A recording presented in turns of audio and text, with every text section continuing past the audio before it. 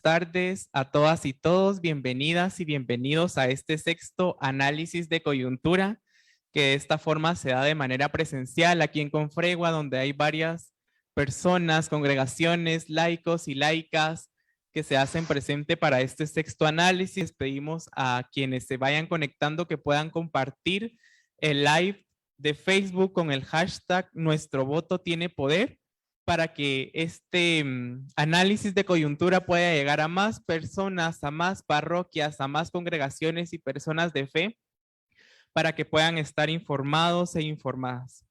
Hoy vamos a analizar lo que implica este inédito resultado que lleva a disputarse la segunda vuelta por la silla presidencial y vicepresidencial en un pequeño partido político que ni siquiera figuraba en las encuestas ni en el imaginario de quienes han bloqueado la participación de cualquiera que representara un peligro para que los vehículos políticos de las mafias en nuestro país se mantengan en el poder. Hemos pedido a nuestros invitados e invitadas que nos ayuden a desenmarañar lo que ocurre en esta porción de la historia guatemalteca que se inicia el 26 de junio, la segunda vuelta electoral, sus riesgos y oportunidades y lo que implica para nosotros la ciudadanía. Recordamos también todos ese 25 de junio cuando estábamos también en las noticias o en las redes sociales viendo cómo este partido político también se mantenía en un segundo lugar, ¿verdad? Cómo generaba también esperanza. Entonces también cómo nos podemos sentar a analizar desde otros enfoques, desde otras miradas, lo que representa esta segunda vuelta electoral y también todo lo que implica, ¿verdad? Todo lo que ha implicado hasta el momento. Ya vemos que han frenado también, ya hoy la Corte Suprema de Justicia ordenó al Tribunal Supremo Electoral que se puedan oficializar ya los datos, entonces también estamos como a la espera de eso. Y bueno, y donde nos reunimos personas, congregaciones que tenemos fe, pero sobre todo también para pedir a Dios que nos dé muchísima sabiduría, entendimiento y sobre todo que nos siga manteniendo la esperanza que hasta el momento seguimos manteniendo como personas de fe. También solo recordar a quienes nos están viendo en Facebook que puedan compartir la transmisión y puedan usar el hashtag Nuestro Voto Tiene Poder para que así más personas se puedan ir sumando y puedan ir también analizando y comprendiendo también cómo se ve esta segunda vuelta electoral. Tenemos hoy 3 invitados, 2 de manera presencial. Aquí tenemos también ya a Nana Rosalina Tuyuk, ya en un momento llegará Gaby Carrera y Frank Larrue, que está de manera virtual. Cada uno contará con 20 minutos de participación y luego abriremos un tiempo para compartir en lo que plantearemos las preguntas y comentarios que ustedes tengan. Así que desde ya pueden ir también anotando para ir a hacer preguntas o comentarios que desean. Las pueden dejar también en los comentarios de Facebook y en el chat de Zoom para que las puedan trasladar y podamos hacérselas a las panelistas. Y bueno, como este es el sexto análisis de coyuntura, en la línea del tiempo que tenemos de encontrarnos desde febrero hasta la fecha, las y los panelistas que han participado nos han hecho ver. Primero, en la historia de Guatemala se han dado pactos entre las élites para no permitir transformaciones profundas a las estructuras desiguales e injustas sobre las que se han construido relaciones de poder en nuestro país y que las elecciones hacen parte de ese pacto que también tiene nombres y que muchas y muchos ya conocemos quiénes son, cómo se identifican y también cómo hacen sus trabajos. En el segundo punto también que queremos transitar de la servidumbre a la ciudadanía y que somos las mujeres, las juventudes y los pueblos originarios las que hemos querido fisurar este sistema a través de nuestra participación. Pero persiste la exclusión. Vimos la exclusión de un partido político del tema Cabrera y Jordán Rodas, que representan este esfuerzo por el ejercicio de derechos a elegir y ser electos, y que vimos también cómo fueron sacados de esta contienda electoral. En un tercer punto también que hemos visto durante la historia de estos análisis es que ahora nos enfrentamos a una dictadura democrática que en estas elecciones busca tener control total del Estado de manera permanente.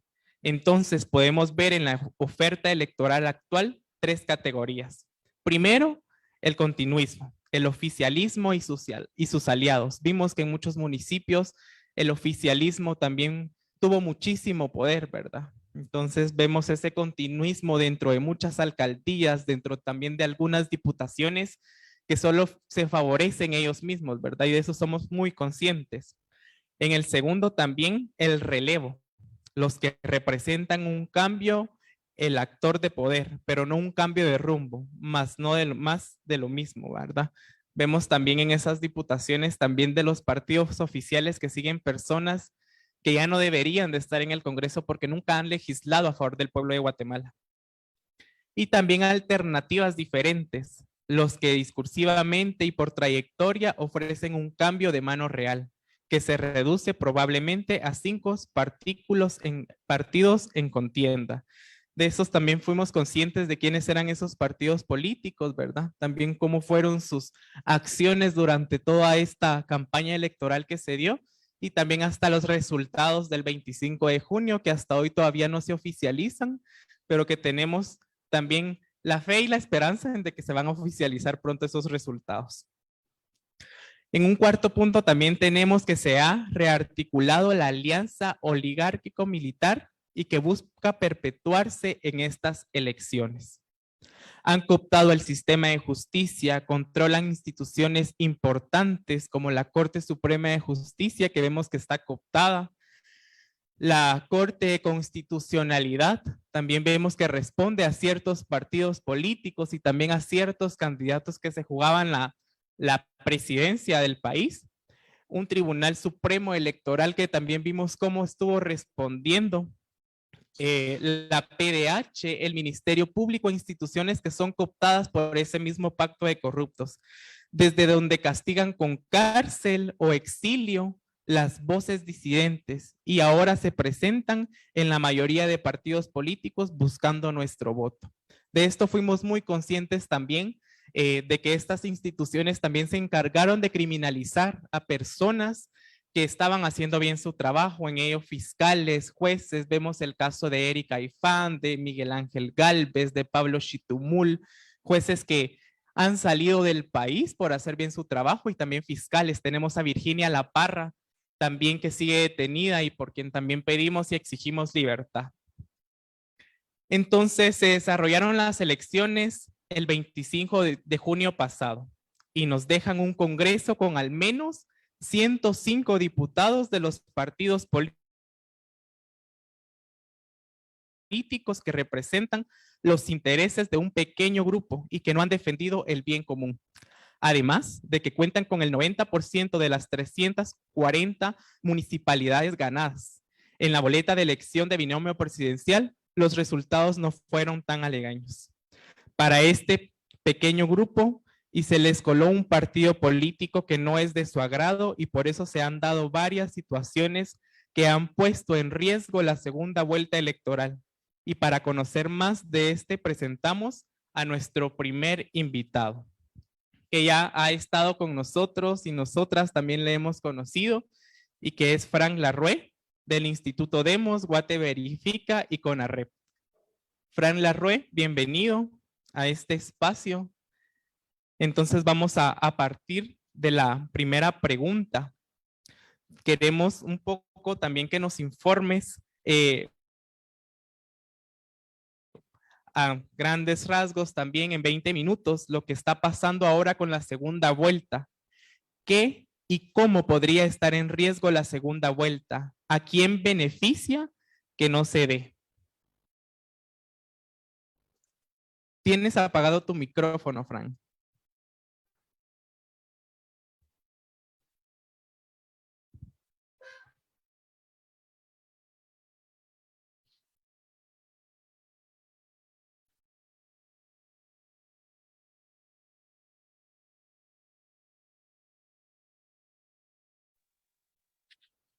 Gracias. Muchísimas gracias. Es como siempre un gusto ir con todas las hermanas y hermanos de Confregua. Es una gran alegría, pero esta vez me siento particularmente honrado y muy complacido de estar con una figura tan especial que quiero tanto como Rosalina Tuyuca. Me alegra mucho estar compartiendo este espacio con Rosalina, la gran figura de honestidad maya en Guatemala. Miren, las elecciones han sido el vaivén, como bien decías, del pacto de corruptos. El pacto corrupto diseñó este proceso electoral para imponer su autoridad. Y como ven ustedes, ya lo mencionaban en el resumen, que por cierto muy bien hecho, el resumen de las análisis anteriores, este proceso electoral estaba diseñado para consolidar a ese pacto corrupto y para redefinir ese pacto corrupto y para que este pacto corrupto tuviera incluso más autoridad.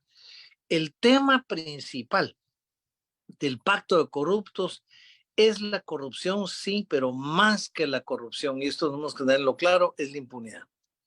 Toda esta gente corrupta que estuvieron en estos gobiernos pasados, desde Otto Pérez, Jimmy Morales hasta el actual, toda esta gente que ha robado al país por años, que ha sido la élite económica, la oligarquía de la tierra, toda esta gente, nunca han querido que la justicia funcione. La justicia está hecha para aplicarse al pueblo, pero no para ellos. Y como dijimos alguna vez en un análisis, aquel juicio de la CICIG del financiamiento electoral ilícito los tocó directamente a la más alta élite guatemalteca y eso los conmovió. Entonces, eso tenemos que tenerlo presente siempre. Es la impunidad la que les interesa, es la que le interesa a Yamatei. Yamatei quiere salir de este gobierno con la seguridad de que nunca lo van a demandar por toda la corrupción que hizo y todas las maldades que hizo y toda la gente que murió por el COVID, por las vacunas que no vinieron y por todos estos casos. Entonces la impunidad es el tema que los une. Desgraciadamente los une muy rápidamente, más rápidamente que a las fuerzas progresistas. A nosotros nos debería de unir la fe, digamos, y nos debería de unir la creencia en el reino de Dios y en que estamos construyendo el reino. Pero desgraciadamente ellos son a veces más ágiles incluso que nosotros. Entonces, ¿qué pasó con estas elecciones?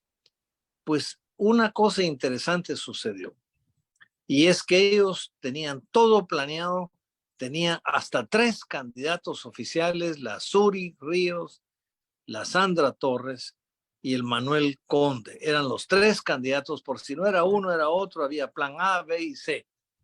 Y resulta que en la votación, como bien decían ustedes, un partido pequeño, urbano, de estructura reciente, formado desde el 2015, que no ha tenido el tiempo de estructurarse, que no tiene financistas enormes, ni gente rica, ni gente del crimen organizado que le dé dinero, que han tenido que hacer a puro voluntariado el trabajo. Ese partido pequeño que en las encuestas no aparecía sino hasta el 1.5% de la votación, si mucho llegaron al 2%, resulta que quedó en segundo lugar. ¿Qué fue aquí lo que pasó? Solo para decirlo brevemente, yo creo que pasaron varias cosas. Uno, el ambiente de temor que generó Yamatei con el Ministerio Público, con la fiscal general que demandan a todo el mundo, hace que la gente no emita su opinión, no diga qué es lo que piensa, no diga a quién va a apoyar. Entonces, claro, si se da una encuesta, los encuestadores preguntan, pero la gente no les contesta. Y probablemente mucha gente les dijo, bueno, yo no voy a votar, yo no voy a ir, yo me voy a abstener, voy a votar nulo. Les dijo 1000 cosas, menos que iban a votar por Semilla. Y esto fue un factor importante en que las encuestas fracasaran. Y como las encuestas fracasaron, estos nunca creyeron que había la posibilidad de que un partido pequeño llegara a la segunda vuelta. Otro factor creo que es el rechazo de la población. Hay que reconocer que el voto nulo fue el que más alto índice sacó Y el voto nulo sacó el más alto nivel de votación porque la población está harta de la corrupción, harta de que un Estado guatemalteco sea tan controlado. Nunca un presidente había controlado a la institucionalidad del Estado como Yamatei. Yamatei entró con el 13% del voto en la primera vuelta, imagínense. Menos de lo que ahora se está discutiendo entre los dos finalistas. Y sin embargo ha llegado a ser el presidente que controla al Congreso, a la Corte Suprema, a la Corte de Constitucionalidad, al Tribunal Supremo Electoral, a la Contraloría de Cuentas y a todas las instancias. ¿Por qué? Porque estos ubicaron que con la corrupción, especialmente en el Congreso, con comprar las voluntades de los diputados podían armar la bancada más grande. Entonces, la bancada de la corrupción y la impunidad es la bancada más grande que responde al gobierno. Por eso nunca se pasaron leyes favorables al país, a la población más necesitada. Por eso no se respondió al COVID, no se respondió a la crisis del sistema educativo, no se ha respondido a la desnutrición crónica infantil, ni a todos los problemas que Guatemala tiene. Se responde a defender la impunidad de ellos mismos. Y una cosa que lograron, y esto es importante para todos ustedes que trabajan en diferentes comunidades, lograron comprar a 280 alcaldes o candidatos a alcalde de los 300 y pico, 340 que son en el país. Entonces, esto es importante porque a partir de corrupción, con estos fondos que aprobaron el año pasado, se ganaron la voluntad de los alcaldes, porque les dieron dinero que para adoquinar una calle, para hacer un pozo, pero no para transformar al municipio y responder a las necesidades urgentes de la población. Esto es algo que hay que demandarle a los alcaldes hoy. A ver cuántos alcaldes se fueron con Vamos o Valor o los partidos de gobierno y cuántos están realmente respondiendo a la corrupción o cuántos responden a la población. Esta es tarea del pueblo. Pero lo más importante de la votación es que la población se guardó como secreto y sorprendió a todos, incluyendo los de Semilla, que la gente quería buscar un candidato o dos candidatos, el presidente y vicepresidenta, honestos, una bancada del Congreso honesta, que nunca no importaba que fuera un partido pequeño, como Semilla, pero que fueran honorables, que no se hubieran vendido. Y así votó la gente. El voto, por eso yo digo, esta última elección fue el voto de la dignidad del pueblo de Guatemala. La gente no votó por ideología, no votó por consignas, votó por dignidad. Dijo, yo voy a defender, voy a votar a los que no se vendieron, a los que no aceptaron el dinero del pacto de corruptos, a los que no han aceptado hacer leyes de acuerdo con Yamatei y con todos estos. Y es así como paramos con Semilla en segundo lugar. Yo sí creo que también viéndolo desde otra perspectiva los caminos de Dios a veces nos sorprenden, son sorprendentes, ¿no? Porque efectivamente uno nunca espera por dónde va a salir la esperanza siempre sale. Alguna vez, lo dijimos, algunos de los análisis de coyuntura que hicimos en Confregua y con otros lugares eran realmente una catarsis colectiva de pesimismo, de depresión, porque el futuro del país se miraba muy negro, se miraba muy mal. Si esta camarilla de gente en el pacto corrupto lograba consolidar el poder, venían tiempos mucho más duros de los que ya habían para Guatemala y además sacarlos del poder iban a ser mucho más difícil. Nunca pensamos en que en estas elecciones venía también la solución, el germen de esperanza que surgió con esta semilla. Y yo sí creo que es importante. Yo no lo digo por apoyo partidario, fíjense, encima, sino es por la lógica histórica. En este momento histórico de Guatemala, el pueblo de Guatemala hizo, esta es la lucha de David contra Goliat. Fue David, el jovencito con una onda, que logró derrotar al más fiero adversario que tenía enfrente, que era Goliat. Hoy nos pasa lo mismo, que en la Biblia un pequeño partido no mencionado, casi desconocido, es el que levanta la bandera de la honestidad y la honorabilidad y logra enfrentar a los Goliaths de la corrupción, a los grandes y poderosos líderes de esa corrupción y de ese pacto de corruptos. ¿Qué es lo que nos debemos de esperar? Y ahora sí el análisis muy serio de los riesgos que corremos. Primero, han tratado de mil formas. Hubo una solicitud de recuento de votos en la ciudad que hizo González Canela de Creo, que era legítima, porque en la elección de la ciudad de Guatemala la diferencia fue de 500 votos, 400 votos. Ahí valía la pena que él argumentara y nunca pidió el conteo de votos, pidió que se revisaran las actas. Pero a nivel nacional eso no tiene sentido. Lo que pasa es que los partidos oportunistas, 8 partidos, lo aprovecharon para presentar su recurso de amparo. Además, lo presentaron mal porque lo presentaron ante la Corte de Constitucionalidad cuando el órgano competente en estos temas era la Corte Suprema. Pero además, encima de todo, el órgano que debe dirimir las disputas electorales es el Tribunal Supremo Electoral. Entonces, todo el procedimiento ha estado alterado y ha sido mal hecho. Pero han logrado retrasar al extremo de que 2 semanas después de las elecciones todavía no se declara oficialmente quiénes son los ganadores de la primera vuelta para decretar el primero y segundo lugar. Esto es grave y esto es peligroso, porque aquí está la trampa del pacto corruptos. Yo creo que no les está funcionando en el sentido de que la protesta del pueblo de Guatemala se ha hecho sentir, pero ellos siguen insistiendo. Algunos partidos más inteligentes se retiraron ya de los recursos, pero otros siguen. Valor y Vamos, los 2 partidos oficiales, siguen insistiendo en ese amparo. Este es el momento en que el pueblo de Guatemala debe argumentar el rechazo a esos partidos que representan la corrupción, que representan el pasado, el periodo de la guerra y del genocidio, y debe rechazar esas acciones. Esto es muy importante. Ahora, ¿qué va a suceder? Como ven ustedes, aquí no les digo nada nuevo, el Tribunal Supremo Electoral le respondió a la Corte Suprema de Justicia y la Corte Suprema de Justicia le pide a la Corte de Constitucionalidad que permita aclarar ya cuáles son los ganadores. Pero aún hay silencio.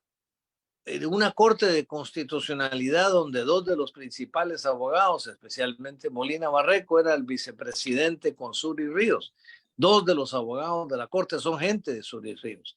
Toda la composición, o la Corte Suprema que se está prolongando 3 años y medio ilegalmente por apoyo del Congreso y de Yamatei. Entonces, estos órganos de justicia no tienen la legitimidad ante el pueblo de Guatemala para tomar estas decisiones. Por eso es tan grave el momento, porque le quieren dar fórmulas de legalidad a algo que no es legal. ¿Qué maniobra les queda? Y esto es lo que debemos de prever. Ya el Tribunal Supremo tomó posición, ya revisaron las actas, ya quedó el conteo revisado, no hace falta, dijeron, contar los votos uno a uno, que era una de las maniobras para retrasar el proceso. Las actas mismas ya reflejan quién ganó. Entonces, lo que queda es declarar a los 2 ganadores y que se entre a la segunda vuelta. Esta es la demanda que hay que hacerle a los órganos de justicia, a la Corte Suprema, por supuesto, a la Corte de Constitucionalidad y al Tribunal Supremo Electoral. No queda otro camino. ¿Cuál va a ser la maniobra que quieren probar? Yo estoy seguro, y esto parece ser que es una de las razones por las que han retrasado, es que el pacto de corruptos se está moviendo para que sí se convoque a la segunda vuelta con los 2 partidos que hemos dicho, pero se cuestione la legitimidad de las actas de creación de Semilla y especialmente se cuestione la legitimidad de Bernardo Arévalo como candidato. O sea, ellos piensan seguir impugnando esto. van a aceptar que la segunda vuelta se dé con estos dos, pero cuestionando la inscripción de Semilla y cuestionando el registro de Bernardo como candidato. Eso no lo podemos permitir. Es la maniobra más burda y más absurda que pueden hacer.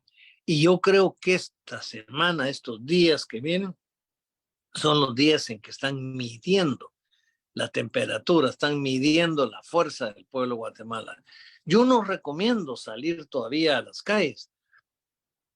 Yo creo que las muestras de fuerza hay que hacerlas en el momento oportuno, pero sí creo que hay que estar alerta a hacerlo y preparar a las comunidades a defender su voto, porque hoy lo que el pueblo de Guatemala logró demostrar con las elecciones es que la esperanza está en el pueblo mismo.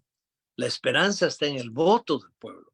El pueblo supo cómo votar, pensó, reflexionó y votó bien. Y estoy seguro que en la segunda vuelta va a votar mejor, porque todos aquellos que abstuvieron de votar o que votaron en blanco o nulo, lo van a pensar mucho más y van a decir, no, mi voto cuenta. Yo no voy a dejar que otro decida por mí. Entonces, lo que nos queda es hacer una campaña contra el voto nulo, contra el voto en blanco, pero especialmente la campaña más importante es la campaña en defensa del voto del pueblo de Guatemala y en contra de las maniobras legales que yo creo que sí van a venir. Debemos de estar atentos y preocupados. Vienen maniobras legales para querer desconocer a Semilla o a Bernardo Arévalo. No podemos permitir que esto pase. El pueblo de Guatemala tiene que saber defender su decisión y su voluntad política. Gracias.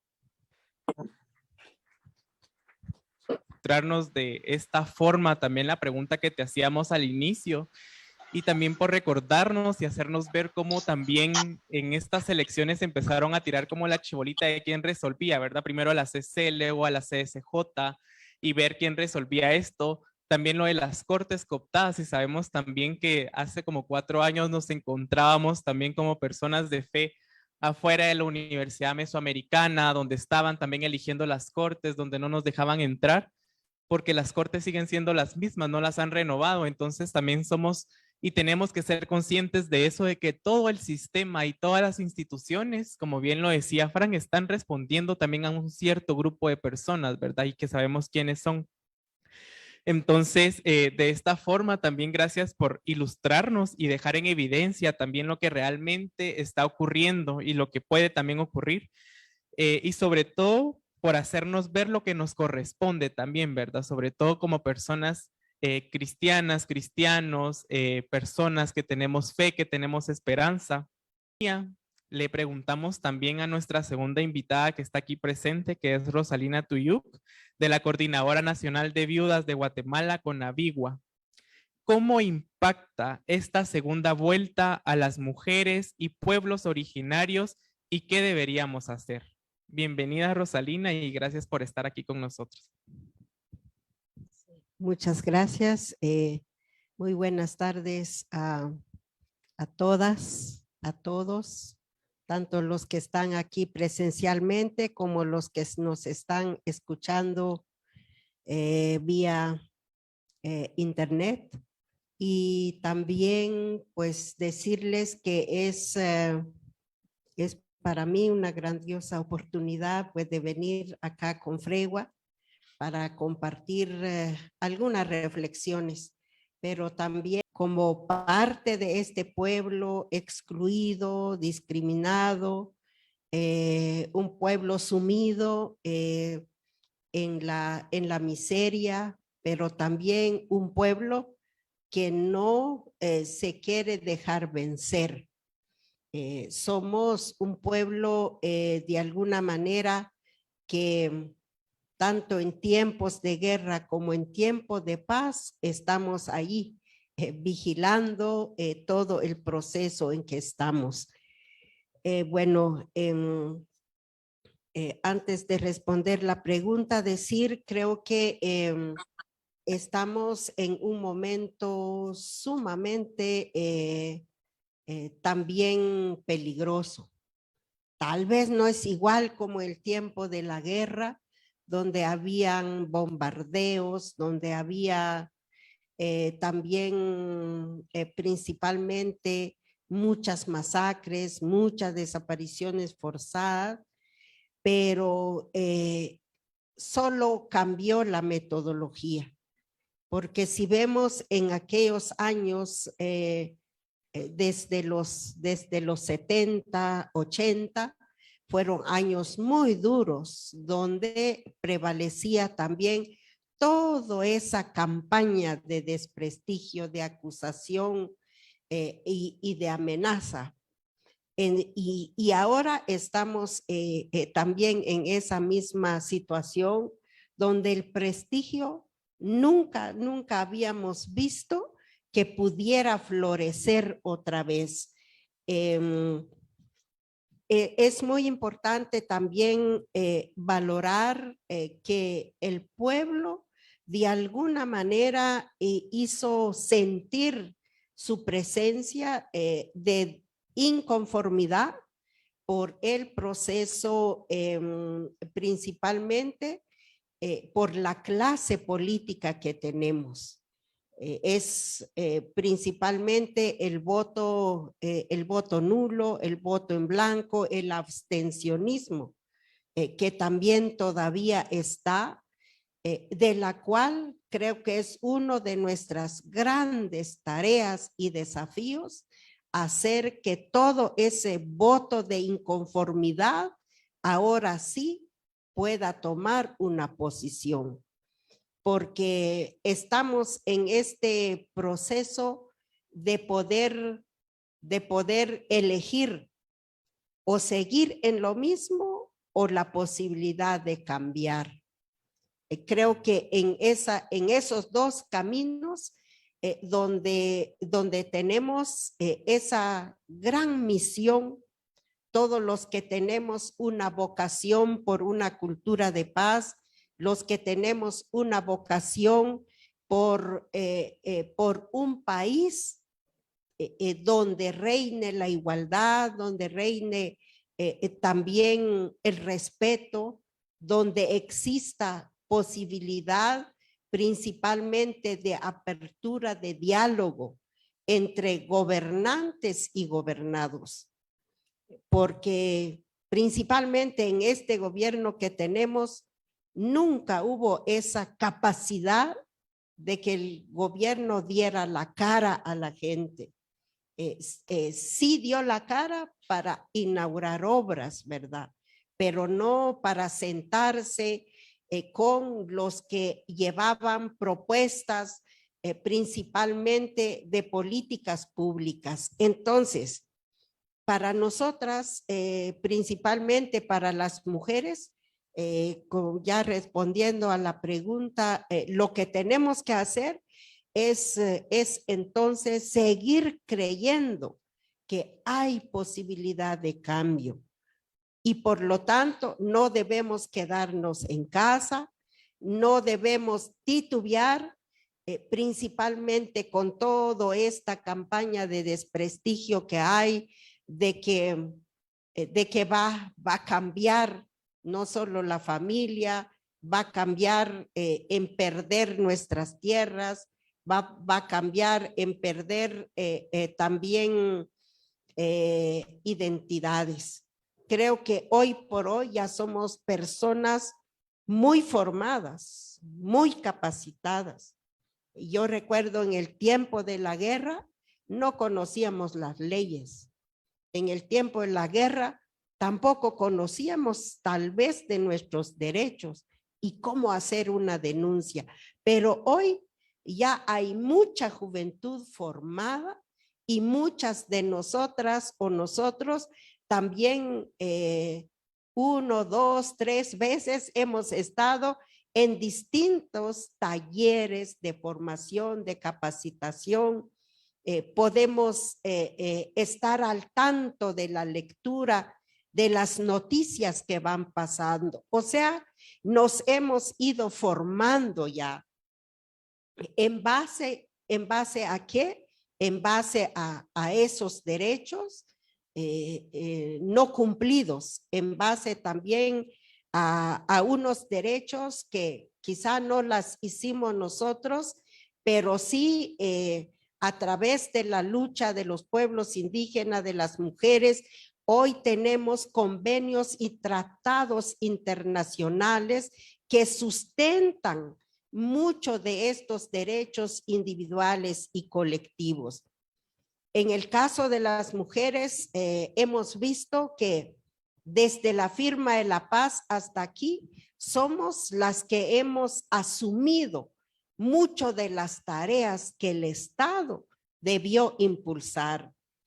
También somos las mujeres quienes hemos tomado la delantera en llevar propuestas de políticas públicas a nivel social, a nivel económico, a nivel político y a nivel también cultural. Es decir, que todos como pueblo, aunque no somos diputados, no somos ministros, pero sabemos buscarle soluciones a los problemas que hay en las comunidades, comunidades de base, comunidades campesinas, comunidades de áreas marginales. Cuando el Estado ha estado ausente en cumplir su misión, principalmente de atender las necesidades básicas, y no lo ha hecho, allí hemos estado nosotros. Y por ello es que tenemos que ir pensando con todas las dificultades que hemos enfrentado, quiere decir de ver ahora esa oportunidad. Sí, en algún gobierno que nos dice que va a luchar contra la corrupción para asegurar salud, educación, desarrollo, creo que es posible, ¿verdad? Y ahora creo que uno de los trabajos que tenemos que hacer también es hacer conciencia para todas esas comunidades que debemos de estar atentos y también, si es posible, cerrar un oído para escuchar toda esa desinformación, todas esas amenazas, pero que el otro oído nos ayude a escuchar para poder hacer estrategias y combatir toda esa mala desinformación, toda esa campaña de desprestigio que hay. Y el otro punto, creo que también lo que debemos hacer es capitalizar. Yo pienso que por primera vez después ya de la firma de la paz, cuando muchos se olvidaron de Guatemala, porque en la agenda internacional Guatemala ya no aparecía. Guatemala no estaba solo cuando habían situaciones de violencia muy fuerte, como el caso de la quema de las más de 40 niñas en el hogar Virgen de la Asunción, como también en el caso de quizá de todas las tormentas que ha habido en Guatemala, pero algo que se hable de toda la lucha que se está realizando ha estado ausente en los principales medios de comunicación internacional. Sonó un poquito por lo que pasó con la CICIG, pero muy poco le dieron seguimiento, ¿verdad? Entonces, pero a partir del 25 de junio, Guatemala otra vez subió en ese interés de darle seguimiento que está pasando en Guatemala. Análisis, investigadores, noticias de lo que dicen los distintos sectores, y ahora con toda esta maquinaria del Facebook, del internet, allí está la noticia.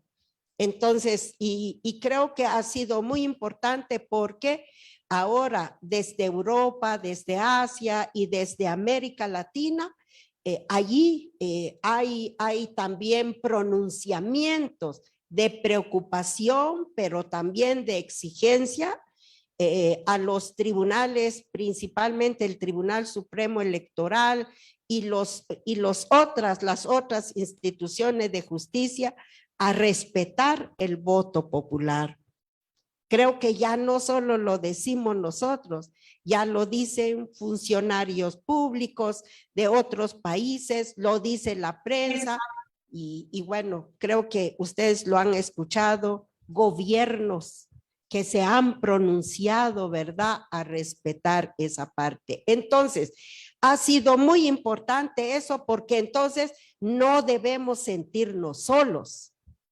No debemos sentirnos con miedo, no debemos sentirnos también principalmente aterrorizados con todas esas amenazas que están saliendo por parte de militares, exmilitares y grupos paramilitares y sobre todo el pacto de corrupto. Entonces, tenemos ese escenario positivo desde afuera para seguir nuestro trabajo. Y otro punto también es que tenemos que hacer posible para que la unidad siga fortaleciéndose, siga creciendo. Creo que todo este proceso que se han manifestado ahora, no solo las autoridades indígenas, los estudiantes universitarios, pero también las distintas formas de protesta, ha sido muy importante donde las mujeres están allí. O sea que no nos hemos quedado solo en casa, ¿verdad? Sino hacemos ese ejercicio a la par de los hombres para elevar nuestra voz, para hacer que se escuche la voluntad del pueblo. Entonces, como mujeres, efectivamente estamos en una posición entre ver cómo distinguir los momentos también históricos donde nos toca decir, bueno, hay que ir las mujeres por las mujeres y no por los hombres. Pero en este caso, muchas de las organizaciones o expresiones de mujeres hemos tomado la decisión de que nuestro voto tenemos que hacerlo con memoria, con historia, y por ello, pues vamos a apoyar a Semilla.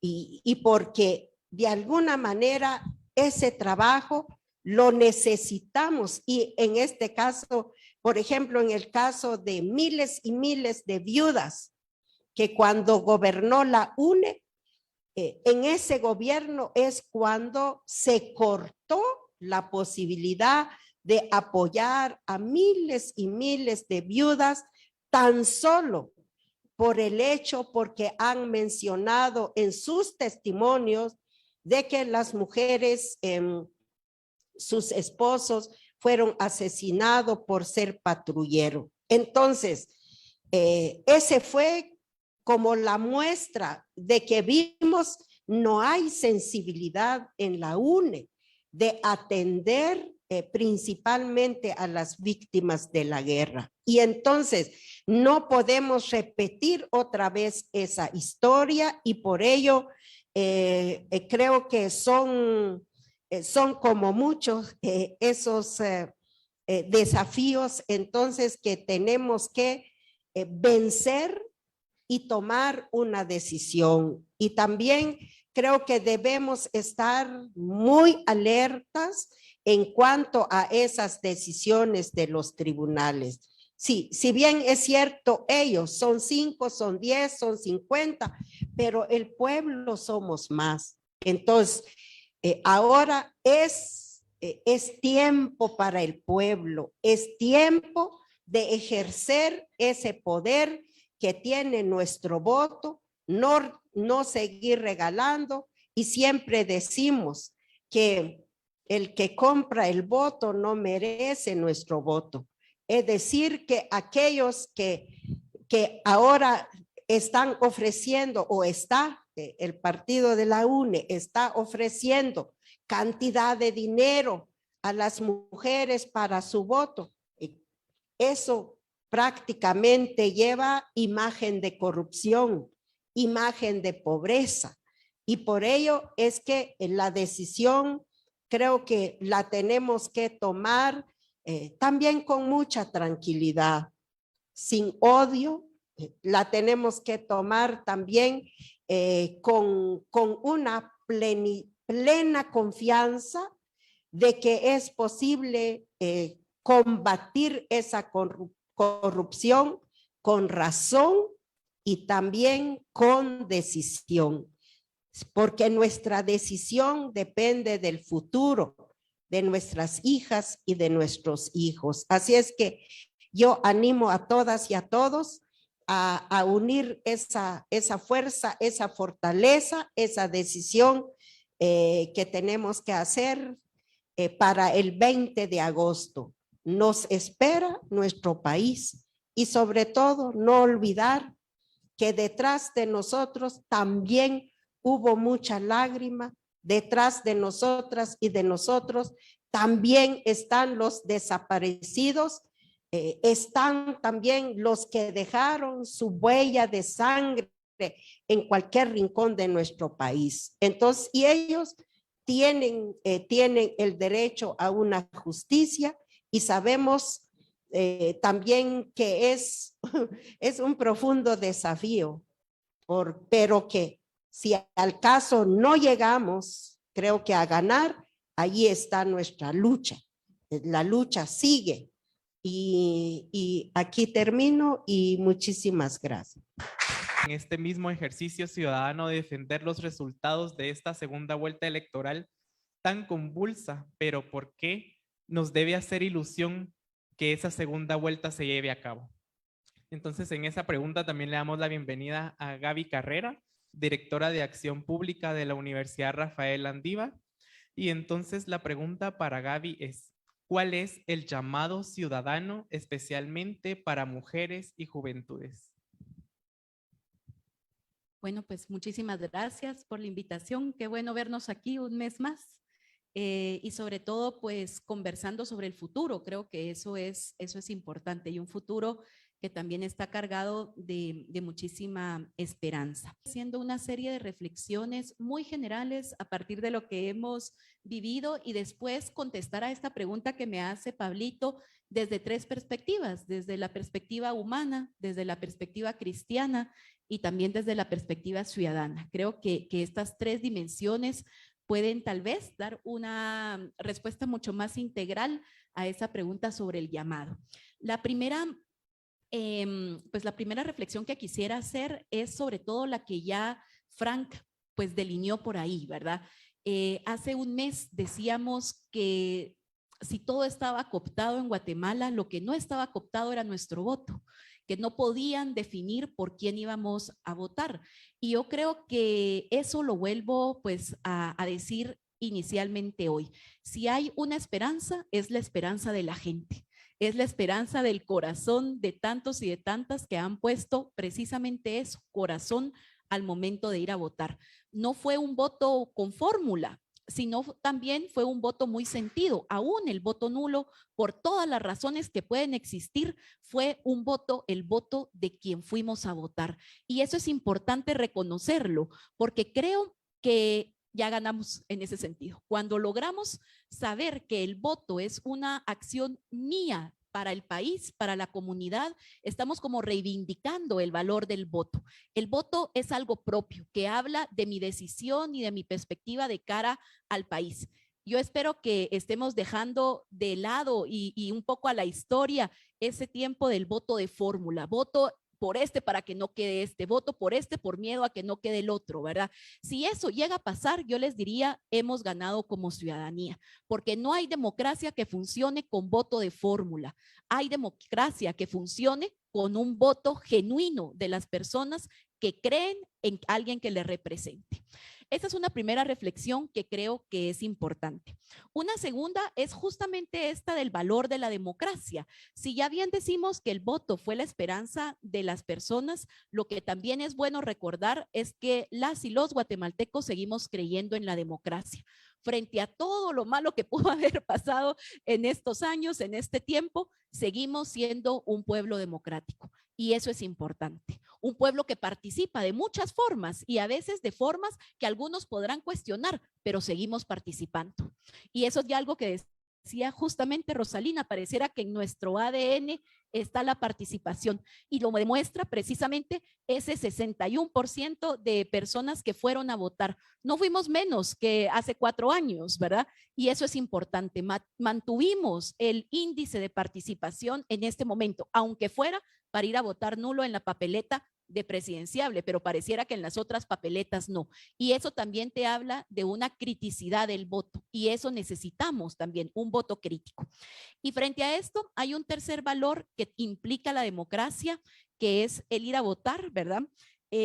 Desde la ciudadanía, creo que eso es importante. El segundo valor es que recuperamos nuestra ciudadanía y eso es también algo que hay que aplaudir en estos momentos. Si hay una esperanza cuando decimos la gente, cuando lo decimos desde la perspectiva más política, estamos hablando de la ciudadanía. Hoy nos sentimos más ciudadanos. Hoy nos sentimos más ciudadanas y es algo que debemos de reivindicar, porque sí que lo somos. Somos pueblo, pero también somos ciudadanía. Y ahí hay un valor importante para la democracia. No hay democracia tampoco sin ciudadanía. Podrá hacer muchas cosas, menos democracia. Y ahí hay un tercer valor que pareciera que vamos a rescatar y es el de la representación. Como nunca, yo ya llevo algunos procesos electorales y nunca había visto lo que hemos visto en estos tiempos, decir, bueno, él lleva mi voz, ella lleva mi voz. Lo hemos visto con algunos candidatos y candidatas que ahora ya en poquito, si todo sale bien, y se es respetuoso del tribunal y de la corte, pues ya vamos a ver adjudicados los puestos, ¿verdad? Y vamos a poder decir, mi diputada, mi diputado. Y eso es importante, porque en ese mi que tenemos que poner está el sentido de la representación. Alguien de verdad siento yo que lleva mi voz. Y eso les diría yo que en un país donde hemos visto cómo tantos políticos y políticas nos han dado la espalda, nos han jugado la vuelta con nuestro voto, decir que creemos en alguien es también algo que hemos ganado. Así que yo me congratulo por eso, me congratulo porque este fue y sigue siendo un proceso democrático, sobre todo por la ciudadanía, porque la ciudadanía lo ha venido cuidando. La tercera reflexión que quisiera yo centrarme el día de hoy es en el que tiene que ver en cómo este proceso ha sido un proceso de formación política para una generación muy joven, pero también para las siguientes que venimos. Nos ha tocado aprendernos los tecnicismos de la Corte de Constitucionalidad, saber cuáles son sus límites, saber qué puede hacer el Tribunal Supremo Electoral, saber que no. Nuestro proceso de formación política se está dando en la vida política diaria y eso es importante, porque mientras más estemos interesados en política, más vamos a conocer cuáles son las responsabilidades de nuestras instituciones. Sí que muchos, este es el momento y ahora que veo a María por acá, pienso en todas esas personas que han dado tantos espacios de formación política y ahorita es como el examen, ¿verdad? Para ver si sabemos realmente para qué funciona la CC, la Corte Suprema de Justicia, qué significa un amparo, ¿verdad?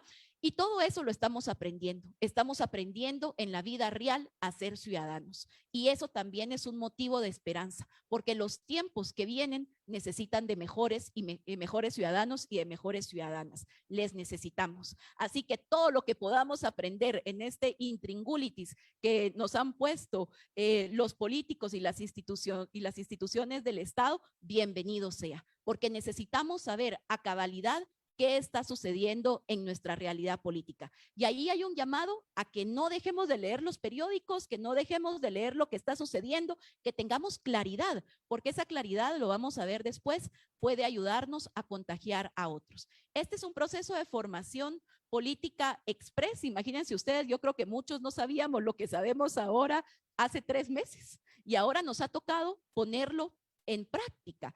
Y enhorabuena. Fue lo mismo que sucedió en el 2015, cuando no sabíamos cómo organizarnos, como no sabíamos cómo hacer colectivos, colectivas, y que esa memoria que viene justamente de estas propuestas y memorias que ya también nos contaba Rosalina, pues sigue siendo vigente, ¿verdad? Aprendemos mientras caminamos, hacemos camino mientras andamos como buen pueblo de Dios, y eso también es una buena nueva. Una última reflexión es sobre todo la que tiene que ver con el sentido de proceso. Pues bueno, ojalá las cosas cambiaran tan fácil de un día para el otro, pero no. Lo que nos ha demostrado los resultados de la primera vuelta es que los procesos democráticos se defienden y que no son de un día y que la ciudadanía de un día nos ayuda, pero necesitamos sobre todo a la ciudadanía de largo plazo, de largo aliento. Y por eso sí creo que es importante, sobre todo, pues ir comprendiendo que este proceso que estamos viviendo, esta esperanza que estamos viviendo y sintiendo, pues va a ser una esperanza que vamos a tener que cuidar a largo plazo. Y ahí entro, pues ya después de esta introducción, Pablito, a responder la pregunta. A ver, la primera manera que quisiera responderla es desde la perspectiva humana. Yo quisiera hacer el ejercicio en donde estén. Tomémonos 30 segunditos, cerremos los ojos e imaginémonos, volvamos a hacer sentir eso que sentimos que ahora llamamos esperanza. ¿Cómo se sintió? ¿Dónde se sintió? ¿La vivimos solos? ¿Fue con alguien más? ¿Nos reímos? ¿Abrazamos? Bueno, vamos a abrir los ojitos. Eso, a esa esperanza tenemos que nombrarla. Esa sensación que vivimos tenemos que cuidarla, tenemos que defenderla. Yo les diría que nos toca también un ejercicio de nombrar la esperanza, porque la pregunta que nos hemos hecho en estos años, en estos por lo menos 3, 4 años es: ¿dónde está la esperanza? Nos lo preguntamos reiteradas veces, ¿dónde está? ¿Qué hacer? Bueno, pues ya sentimos, lo vivimos en la piel, diría San Ignacio, tuvimos esa experiencia de saber qué es la esperanza y tenemos que nombrarla y tenemos que cuidarla y tenemos que saber qué nos dio esperanza, ¿verdad? Porque yo lo vuelvo a decir, creo que la esperanza tuvo que ver justamente de esa posibilidad de, pues, algo que no esperábamos, pero que creíamos que era lo correcto. Y la vivimos juntos, ¿verdad? Yo diría que muchos saltamos de alegría frente a la televisión, pero realmente pues la vivimos en colectivo, la vivimos en comunidad. Así que yo les diría que desde el humano tenemos que nombrar esa esperanza. Que también lo que debemos de sentir, y ya lo decía Rosalina, es sentirnos juntos, juntas. Y cuando nos sentimos juntas y juntos, hablamos de comunidad. Creo que eso es lo que nos toca. Los católicos, las católicas, sabemos muy bien de comunidad, tenemos esa experiencia, ¿verdad? Y ahora nos toca trasladar esa experiencia comunitaria al plano de lo político. ¿Qué procesos de la política nacional van a implicar que seamos más comunidad? Y ahí es un poco vencer ese rubro de lo individual. Yo solo voy a votar y aquí está. No, hoy nos tocan procesos más comunitarios, más colectivos para seguir nutriendo justamente esa esperanza que vivimos en estas semanas. Bueno, la siguiente que creo que es importante, y aquí me voy a pasar a hablar desde lo cristiano, es justamente cómo podemos vencer desde un sentido cristiano de la esperanza, la frustración y la apatía. Yo les diría que mucho de ese voto nulo que sí fue, y fue un sí a la democracia, venía justamente de esa frustración y de esa apatía. ¿Cómo la combatimos? Desde el mensaje cristiano. ¿Cómo podemos desde nuestros valores más cristianos decir, mira, pero tal vez sí nuestro voto cuenta, ¿verdad? ¿Quién daba hasta 5 centavos por un voto, verdad? Y decíamos, no, es que ¿qué puede hacer un voto frente a tantos que van a ir a votar de tal manera? Yo les diría hoy que sabemos que el voto honesto, el voto que viene del corazón, como diría el Papa Francisco, es el voto real y es el voto que transforma, es el voto que revoluciona. Así que sí que hay un voto, una cuestión cristiana en relación a esto.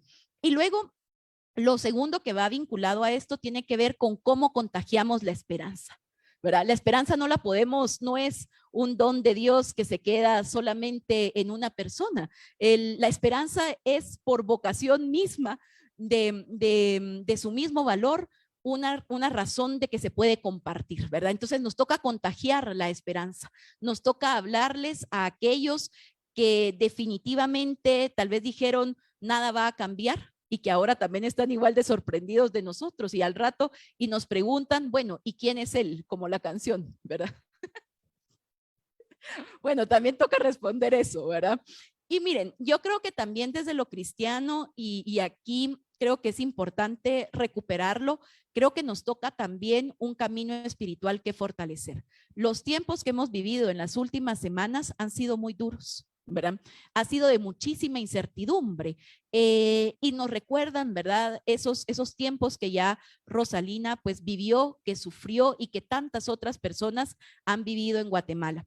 Y yo creo que toca también pues hablar mucho con Dios, ¿verdad? Creo que toca también contarle cómo vamos viviendo como pueblo este proceso.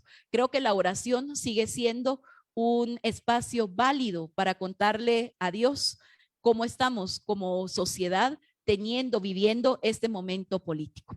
Y ahora quiero pues terminar a esta pregunta de Pablito respondiendo desde la dimensión ciudadana, una dimensión ciudadana que espero que esté cargada de muchísima humanidad y de muchísimo sentido de cristiandad, ¿verdad?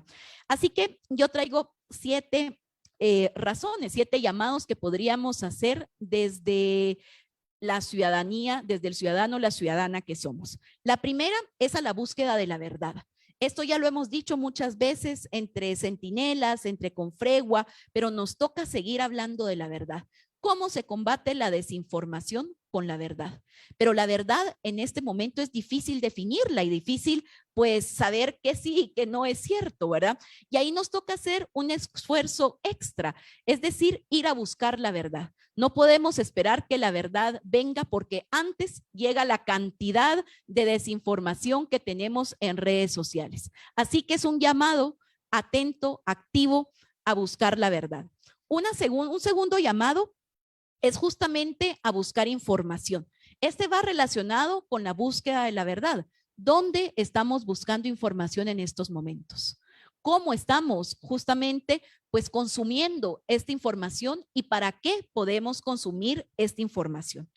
Una tercera tiene que ver con las estrategias de las mujeres y de los jóvenes. A mí me ha sorprendido muchísimo, yo les cuento, somos una familia de 3 hermanos, yo soy la única mujer, la cuarta, y mi papá, todos hablamos de política, salvo mi mamá.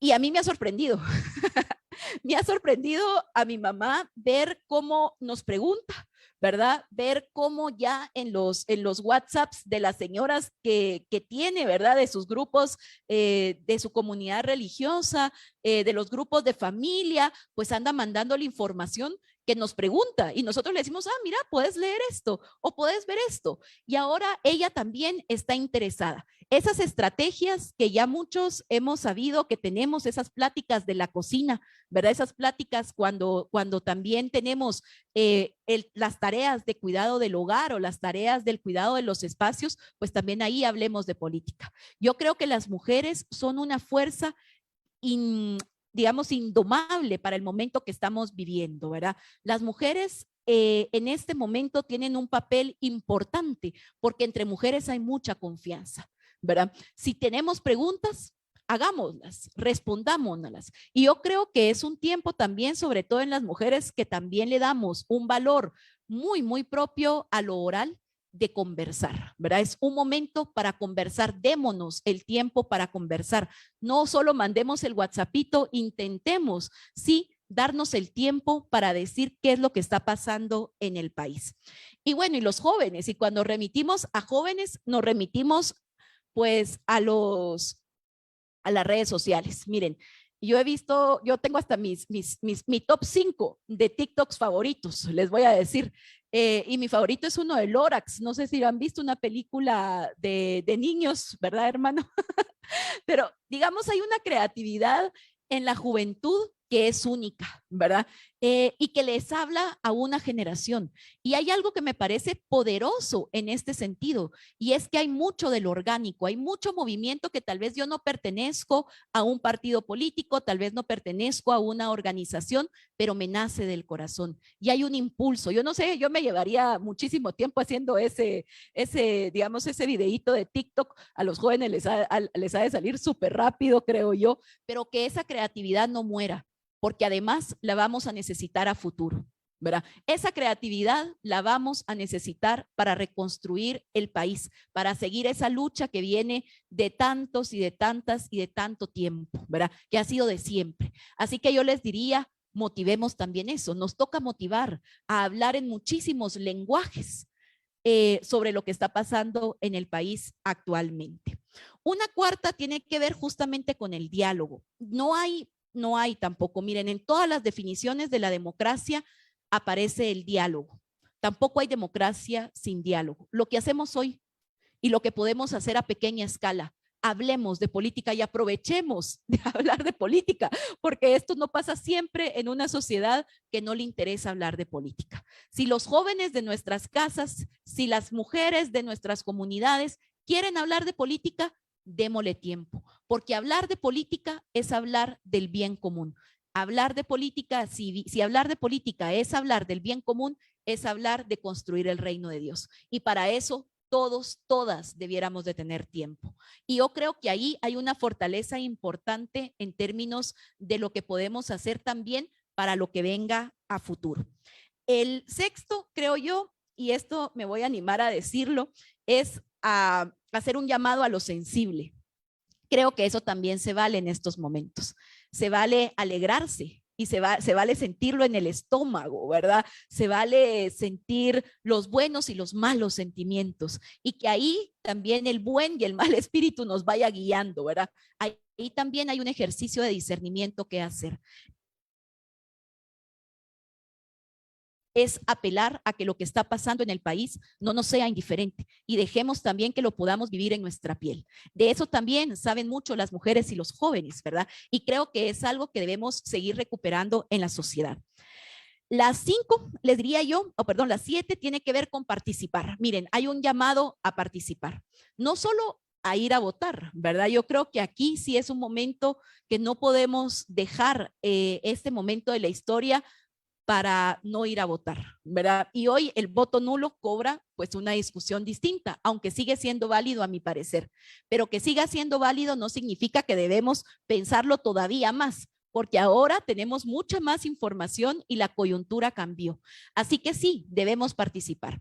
Y la participación puede tomar muchas formas en este momento, ¿verdad?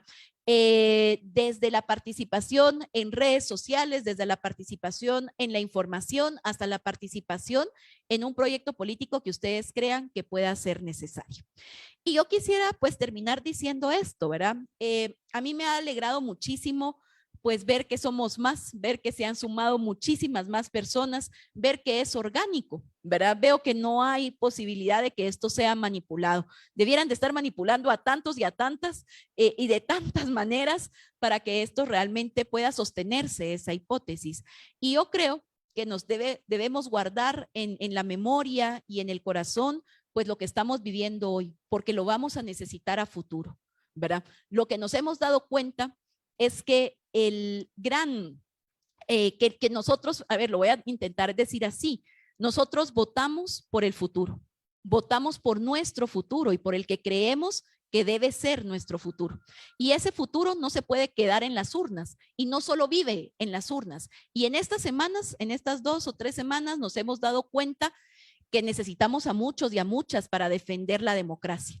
Y vamos a necesitar todavía a más para defender lo que venga, lo que sea que pase, como decía Rosalina, después de ese 20 de agosto. Cualquiera de los 2 escenarios vamos a necesitar a muchas personas para siempre sí tener el país que nos merecemos. Así que esa es también un llamado a futuro, a que lo que vivimos hoy sea solo el punto de partida de un largo proceso que ojalá sea también parte de nuestra vocación de vida como cristianos y como cristianas, pero también como ciudadanía. Gracias. Gracias, Gaby, también a Rosalina y a Frank también por este análisis tan amplio, pero sobre todo esclarecedor, ¿verdad? Para reafirmar aún más la esperanza que inunda nuestro cuerpo, nuestro corazón, las convicciones también que tenemos, sobre todo que nos han inculcado desde pequeños, desde pequeñas, para seguir todavía en esta construcción del reino de Dios, como le llamamos nosotros y nosotros las cristianas, ¿verdad? Tal vez un voto puede ser como un ladrillo haciendo esta gran construcción, luego se derrumba, pero seguimos construyendo este reino que nos está costando y nos va a costar, pero tenemos que terminar esta construcción. Y bueno, y en esa línea tenemos también preguntas para las y los panelistas. Tenemos al padre Otto, que está por Zoom y que nos va a hacer su pregunta. Usar la esperanza que nace de la fe en Jesús y en aquellas palabras: no tengan miedo, yo estoy con ustedes hasta el fin del mundo. Muchas gracias por escucharme.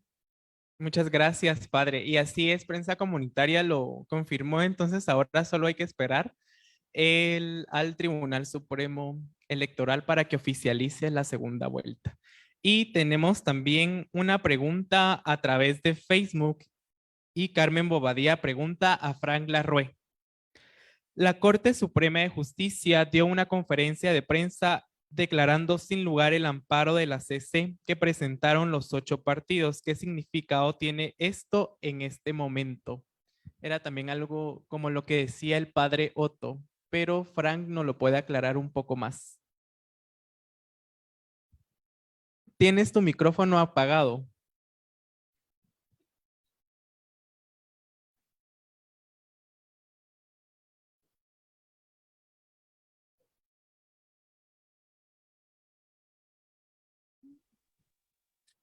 Gracias, Pablo.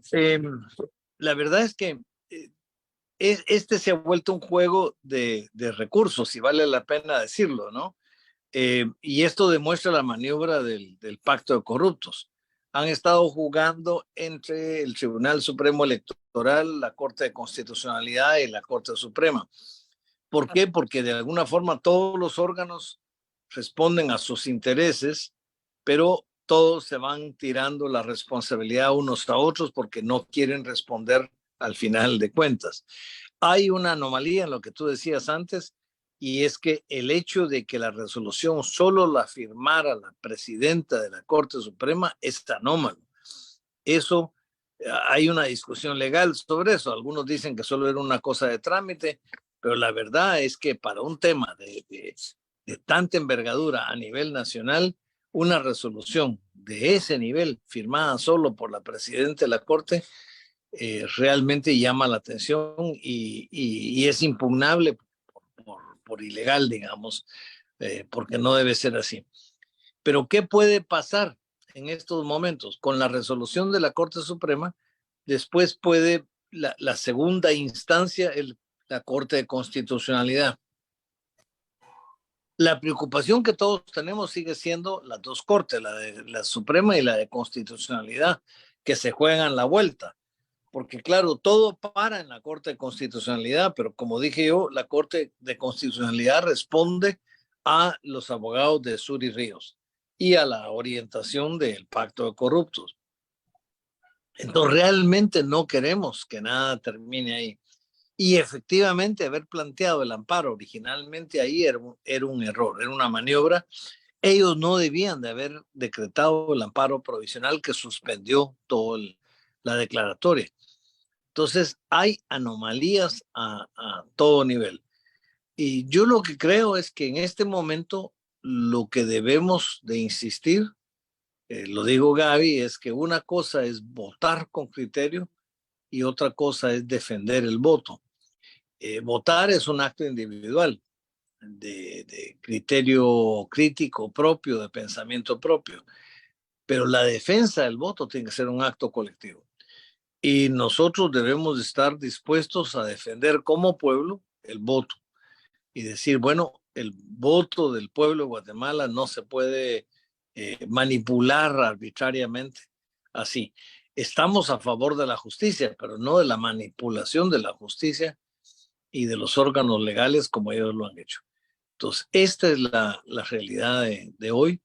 Eh, yo advertía que el principal peligro ni siquiera es ese ahorita, sino el principal peligro es que después quieran impugnar el registro de Bernardo como candidato o incluso el registro de Semilla como partido.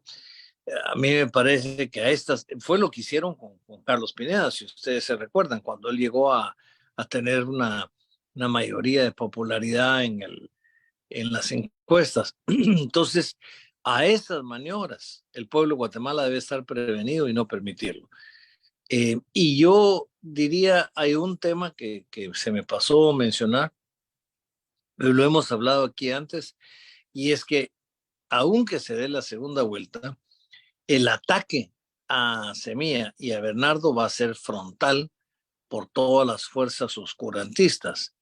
Pero desgraciadamente, gran parte del ataque, si vemos que Sandra Torres tiene un pastor evangélico de candidato a la vicepresidencia, gran parte del ataque va a ser de carácter religioso, con argumentos, o por lo menos ficticiamente religioso, con argumentos de religiosidad eh, que, que, pues efectivamente nosotros como cristianos debemos de poder responder. Yo sí creo que en este momento es el momento de clarificar los temas. En Guatemala siempre ha habido una nebulosa sobre temas de fe, digamos, donde hay incluso una coincidencia entre algunos sectores católicos y algunas iglesias evangélicas fundamentalistas, que me parece que es el momento de clarificarlo. El Papa Francisco nos ha dado el camino y la base para hacerlo, con una visión incluyente en la iglesia, que no excluye, que no discrimina, que tiene una visión fresca de la interpretación del mensaje de Jesús. Entonces me parece a mí que este es el desafío que tenemos como cristianos, de incorporar esta interpretación del Papa a nuestra visión y de poder defender la visión de la iglesia en estos momentos. Sin estos fundamentalismos que alguna gente, ideología de género y otros temas que realmente no existen como concepto, que quieran poder manipular. Entonces, me parece a mí que también ese es el otro tema para estar prevenido. Y el tercero, y con eso termino, es que ganar la segunda vuelta, un Sí, objetivo puesto y ojalá se gane. aquí Eh, estaré. pero una vez ganada la segunda vuelta, es importante prevenir los ataques que pueda haber un nuevo gobierno, porque eh, la población va a querer ver a un gobierno actuante y funcional. Entonces también debemos de estar listos para fortalecer una agenda nueva de servicio público, de bien común, que no permita que se le bloqueen las iniciativas en el Congreso por maniobras, que por ejemplo los monopolios de las medicinas no quieran que se cambie la situación o que no se enfrente el problema del hambre y todos estos temas. Entonces yo sí creo que es un momento en que estemos dispuestos a colectivamente como pueblo a apoyar a quienes elegimos y a hacer realidad un plan de gobierno de honestidad y de transparencia. Muchas gracias, Fran. También vamos a leer algunos comentarios que han dejado y dice una maestra, una alumna de primer grado amaneció hablando de política el 26 de junio. Todos queremos hablar de política. Es más, reenviar toda información de Semilla. Tenemos algo nuevo que compartir con amigos y amigas. Otro comentario dice, una esperanza que nos llama al compromiso ciudadano con amor y por amor por nuestra querida tierra de Ximuleu. Bueno, aquí habrán preguntas aquí en el público que está en Confregua. Si no, vamos a leer una pregunta que está por aquí, que está dirigida para Rosalina y dice, ¿cuál es nuestro rol como ciudadanos y ciudadanas más allá de las elecciones? Bueno, quizá fortalecer lo que ya dijo acá también la hermana, en el sentido de que el fin no es en sí acudir a las urnas electorales y así pues ya como que ya ganamos, ya se resolvió los problemas. Creo que allí es apenas el comienzo y por lo cual debemos estar también más organizados para defender, porque yo estoy seguro, si ganara Semilla, no lo van a dejar gobernar. Y porque lamentablemente puede tener la cabeza, pero también en el Congreso son la mayoría. Son la mayoría, y hasta ahora esa mayoría le va a tocar otra vez elegir a todas las cortes que tenemos. Ojalá no me equivoque, ¿verdad? Pero entonces todavía hay mucho camino por recoger, pero lo más importante, lo más novedoso, lo más sagrado que estamos viendo ahora es que debemos comenzar. ¿Cuántos años hemos esperado porque llegue ese momento? Porque todos los que han pasado, gobiernos que nos han gobernado, todos han sido lo mismo, con el mismo pensamiento político, económico, militar. Entonces, y por ello es que nuestro país está quizá en los últimos lugares para asegurar una vida en plenitud, asegurar justicia, asegurar trabajo. Porque yo estoy seguro, si todos esos gobiernos hubieran cumplido, ahí sí que las promesas realizadas en cada elecciones no tuviéramos tantos miles y miles de migrantes. Entonces, creo que es una responsabilidad ahí sí que de toda la ciudadanía en general, hacer que si ahí sí que si Dios o Ajau, como decimos nosotros, nos permite dar ese paso, pues nos toca ir regando, ir cuidando, ir protegiendo, ir proponiendo, ir también defendiendo. Creo que eso es una tarea todavía muy larga, ¿verdad? Que nos toca hacer y especialmente para los pueblos indígenas, nosotros vemos también que en estas elecciones falta mucho hacer conciencia étnica, conciencia de memoria, de la cual no solo es responsabilidad de las víctimas sobrevivientes del genocidio, sino es una responsabilidad de toda la población. Entonces, el trabajo aún es muy incipiente, pero es algo que lo tenemos ahora y no debemos de perderlo. Y yo creo firmemente que solo la unidad, las alianzas también, porque los procesos lamentablemente también nos han enseñado que nos hemos quedado mucho quizá haciendo solo lo que creemos que nos afecta a nuestro grupo, a nuestro sector, y no vemos más allá. Nosotros hemos dicho siempre que cuando hablamos de tierra, de territorio, de defensa, de bosque, del agua, se cree que ese es problema de los que viven alrededor de esos lugares y no es cierto, porque todo el agua, el bosque, las semillas nos sirve para la vida de todos y por ello es una responsabilidad muy grande y hacer que las instituciones del Estado vuelva a ser para el pueblo es todavía una tarea muy, muy difícil, muy arriesgado, pero ¿quién no se ha arriesgado en este país?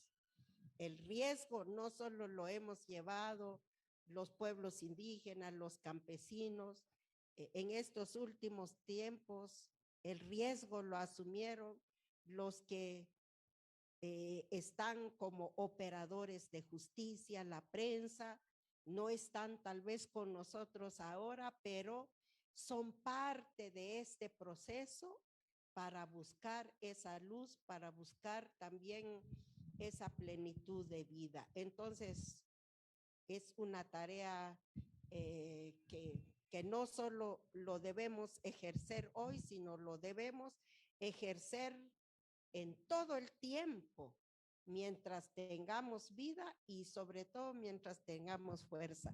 Yo siento que aquí hay mucha juventud y eso es muy importante porque es esa juventud que le toca abonar y trabajar lo que ya los adultos en algún momento dejamos sembrado.